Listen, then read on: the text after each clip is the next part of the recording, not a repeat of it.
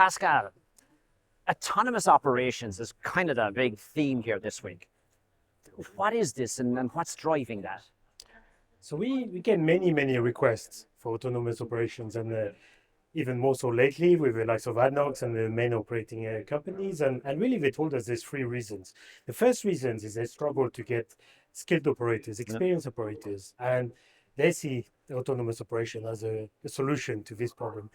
The second reason is also they operate in hazardous environments. They're now operating fields, and they're going to develop fields of very rich in H2S. Yep. So removing the human factor from the site, human intervention, or at least being able to plan it better when you do maintenance activities or on-site inspection, this is really important. And I would say the third reason that we also hear from our customers is that they want to have a more consistent operation from one shift to the next shift. So for example, in one plant, but also across different plants. So these are the three main reasons.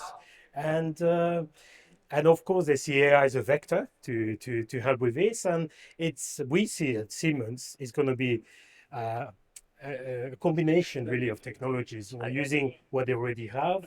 They have many things from the base layers at the equipment levels, the DCS, you control the automations.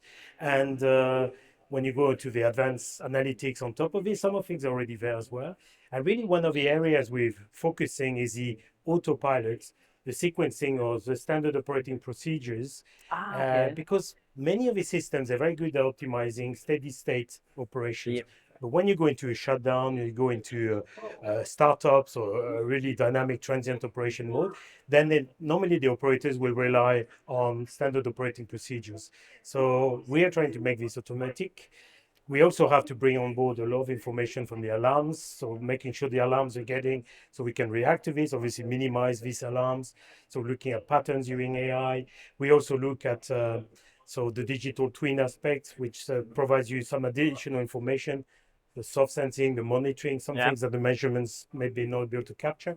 And then combine all of this, the automation, the digital twin, the analytics layers, the alarms management and the field operations, all of this into this autopilot at the core. But we were chatting earlier, AI was the buzz last year, and obviously to get autonomous operations, as your point, all the silos have to be broken down, all the data has to come together. Then you have all of the AI layers, you have robotics, health and safety, compliance. It's like digitalization on steroids. Exactly.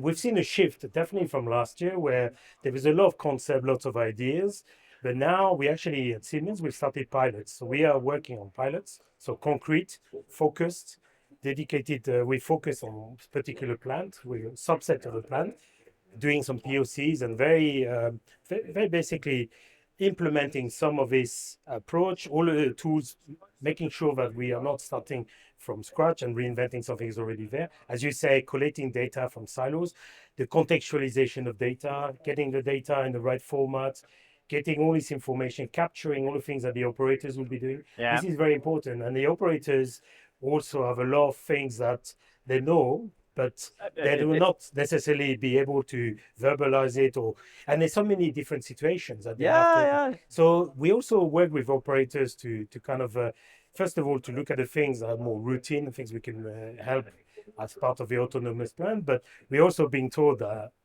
the likes of ADNOC are very ambitious.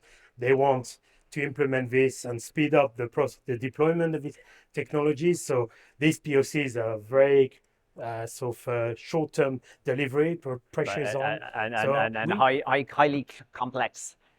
But we definitely see for the same time next year, we'll have a lot more things already that we worked on, projects have been deployed, and hopefully we see a big future in this. Last year, AI was hot topic, and everybody was look at what we might do with it.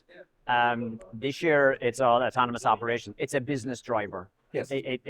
Here's the reason we're doing it. Now make the technology do it. It's not technology looking for a problem. Here's a problem. How does technology fix it?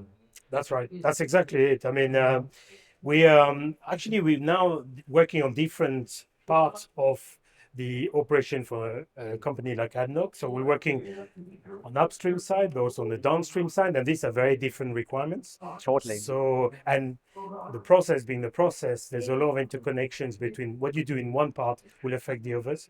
So we have good technology. We know works. It's not that we're starting from nothing. We have very good technology we can deploy. We also are very good at integrating these technologies. And Siemens, our strategy is not to embed all this AI autonomous operations within the DCS, as maybe some of our competitors have decided, but we are really looking at building a layer DCS agnostics on top, and so that we can deploy it in many different plants with different DCS, different set of conditions. Well, it's the flexibility and rather than doing something ad hoc every time and custom. But hey, interesting years ahead. Indeed, very exciting. This year has been very busy at ADIPEC. We've had many customers coming to a booth, also going around. It's amazing how busy every stand is. So, yeah, this event is becoming bigger every year.